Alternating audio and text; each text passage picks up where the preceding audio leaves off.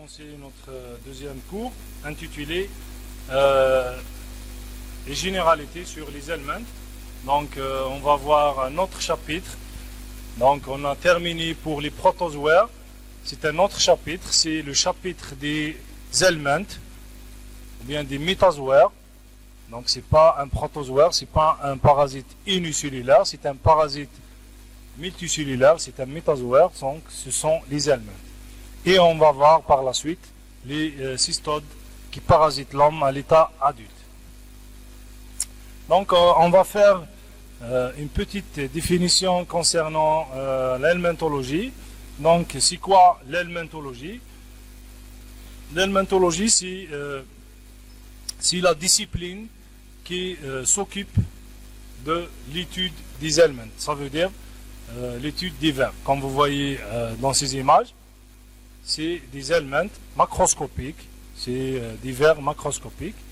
Donc généralement les éléments sont divisés en deux embranchements, qui sont les nématodes et les nématelments et les platelments qui راكم تشوفوا في les images هذو c'est des ascaris وهذو هذا c'est des ténias هذو des ascaris expulsés par un adulte يعني un homme qui a expulsé avec les selles des ascaris. Bon appétit.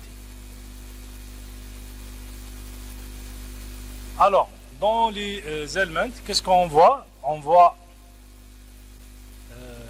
les éléments sont divisés en platelments et en nématelments, en vers rangs et des vers plats. Ça veut dire la différence entre les platelments et les nématelments, c'est que les nématelments sont des vers rangs, alors que les platelments sont des vers plats. À l'intérieur des platelments, on retrouve les cystodes et on retrouve les trématodes. La différence entre les deux, c'est que le corps des cystodes est segmenté, ça veut dire il est divisé, alors que le corps des trématodes n'est pas segmenté. À l'intérieur des cystodes, qu'est-ce qu'on retrouve? On retrouve des cystodes qui parasitent l'homme à l'état adulte, ça veut dire la forme adulte est retrouvée chez l'homme, et on retrouve des cystodes qui parasitent l'homme à l'état larvaire, ça veut dire la forme qu'on retrouve chez l'homme, c'est les larves. Exemple, les kystidatiques.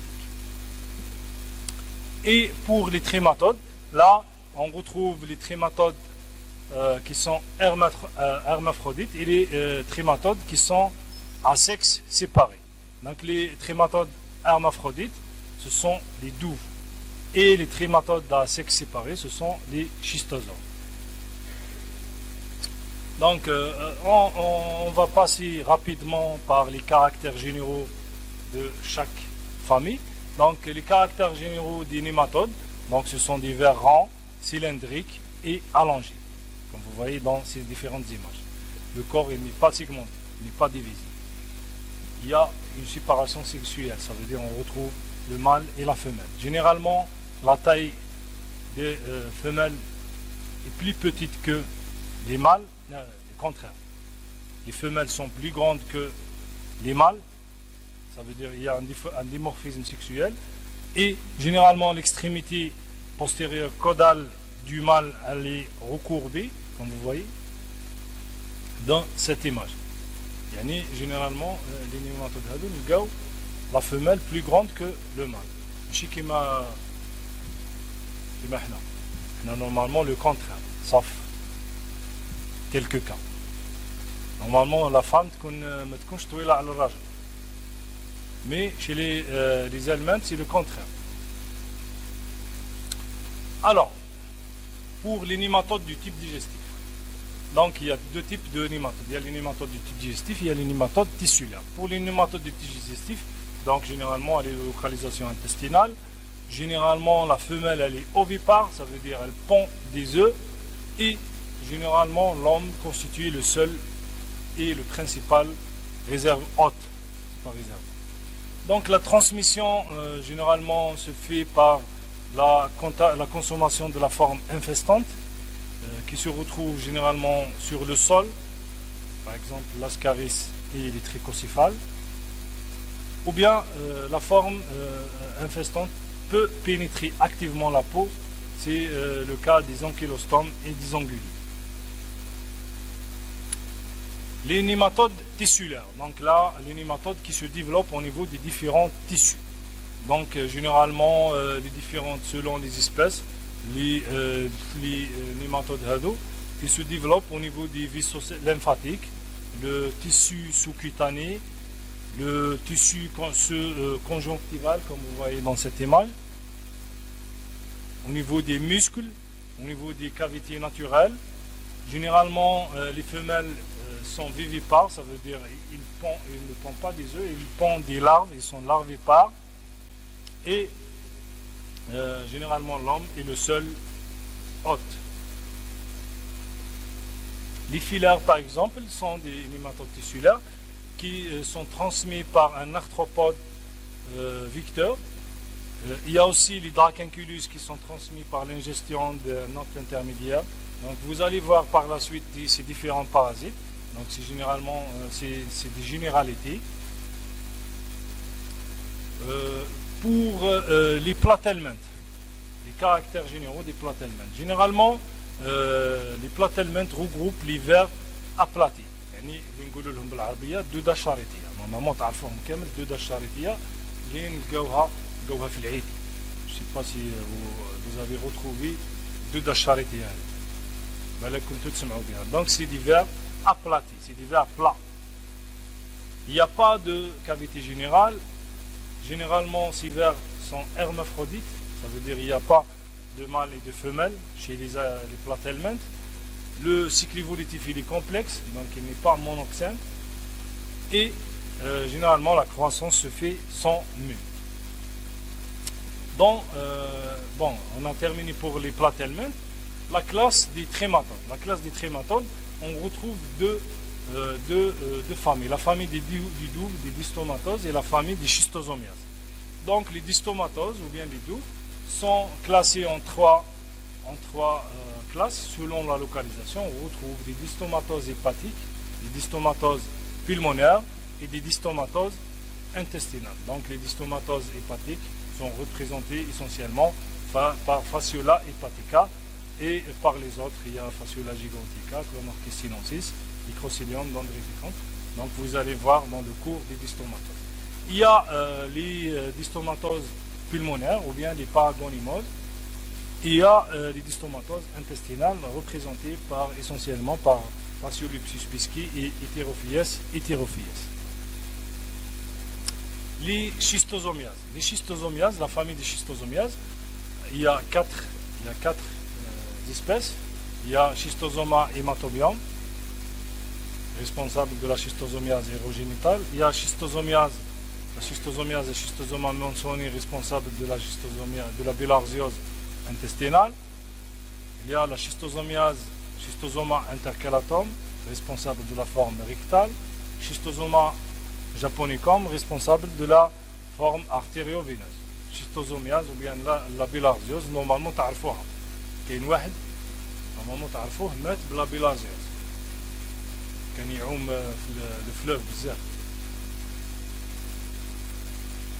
normalement كنا تفرجتوا المسلسل تاعو. مات بلا bilharziose. La maladie de la bilharziose, c'est une maladie urogénitale. Traduit généralement par des hématuries, qui ont du sang dans les urines. Abdelhalim Hafid, il est touché par cette maladie, la bilharziose, il est mort par cette maladie. Donc la dernière classe, c'est la classe des cystodes. Donc les cystodes ou bien les ténias, généralement ils sont de localisation intestinale. Généralement il n'y a pas de système digestif. On distingue, chez l'adulte, on distingue le corps est divisé en trois parties. Il y a le scolex, ou bien la tête, il y a le cou, et il y a le strobile qui est constitué par les anneaux. Généralement, les ténias sont hermaphrodites. Donc il n'y a pas de séparation sexuelle. Le cycle évolutif des aliments. Généralement, le cycle évolutif des aliments, il comprend des stades successifs. Ces stades sont faits par des larves, de différents stades de larves, pour arriver au stade adulte. يعني l'évolution يبدأ une larve, ensuite يكبر يرجع adulte. Généralement, pour les cycles des aliments monoxènes, c'est un cycle direct. Par exemple, le cycle d'Ascaris lombricoides, qui passe par un seul hôte intermédiaire. Et il y a certains aliments qui ont un cycle hétéroxène complexe, qui passe par deux ou plusieurs hôtes différents. Exemple, le schistosomiase, qui nécessite le passage par plusieurs hôtes intermédiaires. La reproduction des aliments. Yani les aliments, comment ils se reproduisent. Comme vous voyez, comme nous allons voir par la suite, la plus grande partie du corps des aliments est faite par généralement les organes de reproduction. Car la survie des aliments dépend de leur énorme fertilité et la taille de la femelle dépasse généralement celle du mâle. Pourquoi? Parce que généralement le seul but des aliments c'est la reproduction. Il faut reproduire. La plupart, c'est pas les aliments, la plupart des microbes, des parasites, des bactéries, des aliments, هما الهدف تاعهم يديروا يتكاثروا بزاف يديروا la multiplication importante pour avoir plus de chances de toucher plus de sujets et de survie. Donc les microbes ils touchent les sujets بزاف باش pour la survie. D'accord? Il y a la méthode pour la survie. Et parmi les mécanismes de reproduction importante des aliments, il y a l'hermaphrodisme. Ça veut dire il n'y a pas de mâle et de femelle. Yani, parmi les mécanismes, il y a l'hermaphrodisme, donc la reproduction ne nécessite pas la présence d'un mâle et d'une femelle. Donc un seul parasite, il va tout faire. Donc il y a une juxtaposition des organes reproducteurs des deux sexes. Donc donc il y a les testicules de l'aliment, juste à côté des ovaires de l'aliment, toujours le même aliment. Il y a une reproduction permanente chez cet aliment. Donc c'est pour cela qu'il y a une reproduction importante. Le deuxième mécanisme, c'est la parthénogenèse. Ça veut dire c'est la reproduction à partir d'un seul ovule non fécondé, même il n'est pas fécondé, il va y avoir plusieurs individus. Donc exemple, c'est l'angululose, c'est le Strongyloides stercularis. Il y a aussi la prolifération, l'autre mécanisme, le troisième mécanisme, c'est la prolifération ovulaire. Ça veut dire, c'est la ponte d'un grand nombre d'œufs. Yani, les aliments ils vont pondre des milliers d'œufs. Yani, les œufs ils vont être dispersés dans la nature. Par exemple, Ascaris lombricoides, elle pond 200 000 œufs par jour. Donc, vous imaginez 200 000 œufs par jour. Je pense que la population de Betnaville, je pense c'est 200 000. Donc, une population de Betna par jour. D'accord? Il y a le quatrième mécanisme, c'est l'attachement du mâle à la femelle. On retrouve par exemple chez les cystosomes, dans ce mécanisme, généralement il y a l'attachement du mâle à la femelle. La femelle elle forme une gouttière et le mâle va se loger dans cette gouttière et cet attachement va favoriser une fécondation permanente aussi.